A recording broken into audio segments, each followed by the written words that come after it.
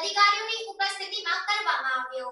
માળિયાહાટીના તેમજ Mendarda police station વિસ્તારમાંથી ઝડપાયેલા ₹54,800થી વધુના વિદેશી દારૂની બોટલોના જથ્થાનો નાશ કરવામાં આવ્યો હતો, જેમાં માળિયાહાટીના પોલીસ સ્ટેશન વિસ્તારમાંથી કુલ 85 નાની મોટી બોટલ જેની કુલ કિંમત ₹32,500 તેમજ મેંદરડા પોલીસ સ્ટેશન વિસ્તારમાંથી કુલ 112 નાની મોટી બોટલ જેની કુલ કિંમત ₹22,300નો વિદેશી દારૂ ઝડપીને પોલીસે નોંધપાત્ર કામગીરી કરી છે।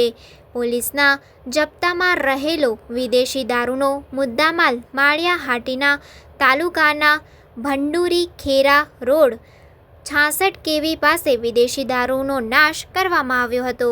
ત્યારે પોલીસ જપ્તામાં રહેલો વિદેશી દારૂનો જથ્થો વધુ પ્રમાણમાં હોવાથી નાશ કરવા માટે ડેપ્યુટી કલેક્ટર હિરલબેન ભાલાળા, નશાબંધી inspector SP Maru, Maliya Hatina PSI PK Gadhvi, Mendarda PSI SN સોનેરા સહિતના પોલીસ સ્ટાફની ઉપસ્થિતિમાં તમામ દારૂના જથ્થા પર JCB ફેરવી ₹54,800ના મુદ્દામાલનો નાશ કરવામાં આવ્યો હતો।